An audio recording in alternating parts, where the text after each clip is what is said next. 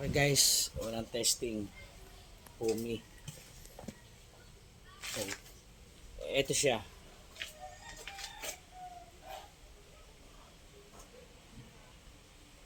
Ayan yung kanyang mekanismo. Wala siyang pressure tank. So, ito yung shampoo. Ito yung tubig. Nagmi-mix silang dalawa rito. So, unang testing to. Susubukan ko pa kung ano pa yung mga problema. So, ito yung pump niya. Yung Kawasaki BX Kawasaki 9 liters. Ayan siya. Whoop. Ito yung loob niya. Medyo magulo pa yung loob. Binalotan ko na rin ng Formica. Testingin natin. Hulog tayo. Hawakan natin ng hose. Baka tumama na naman sa atin. Ayan. Hawak natin si hose. Mahirap dito lang taga-kuha ng camera. Okay. Hulugan natin.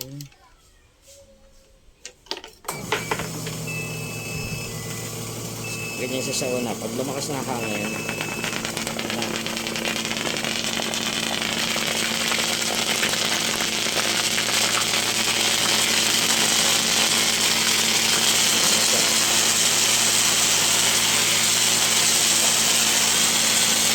nakaset siya ng 1 minute.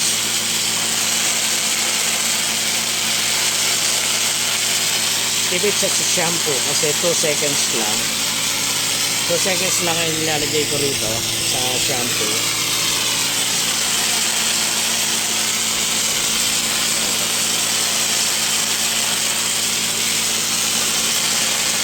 Malakas, hindi bubugal-bugal.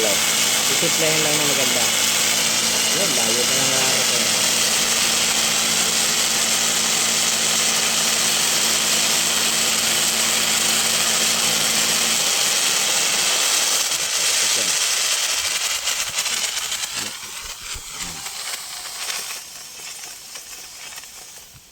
Guys, buo.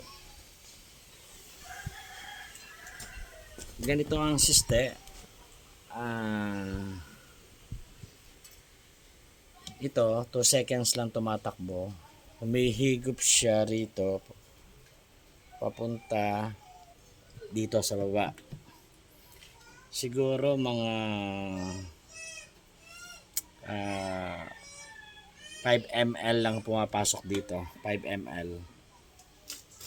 Tapos supported nitong water floater natin para lagi may tubig. So hihigupin naman itong ating pump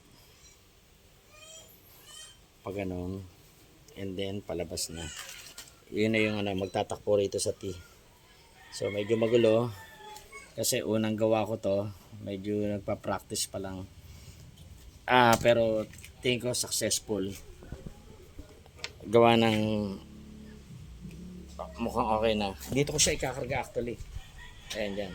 Dati kong car wash yan, wala siyang shampoo. So, nag-improve tayo ng bagong design. Ayan. Ipapasok ko sa loob yan, 2 tangking yan. Doon. Hindi lang ako makapag-welding. Actually, idea to ni Cabendo Alas. So, na-challenge lang ako. Gawa nga ng hindi ako sige marunong mag-welding, nasakit ang mata ko. So, pwede naman yung ganyang sistema. Hindi mo na kailangan ng welding. Nakita mo naman napaka-pumi. Testing natin ulit isa pa. Hawak natin si hose. Hulog ulit tayo. Sa una, ganyan. Sunod na yan.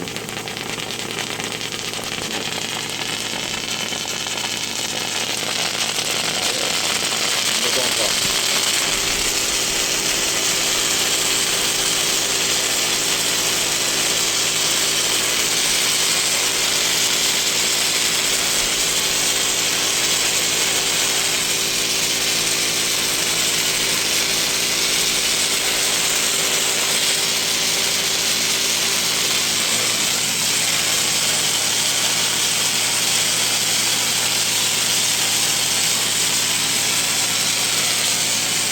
sobra-sobra na to para sa isang motor.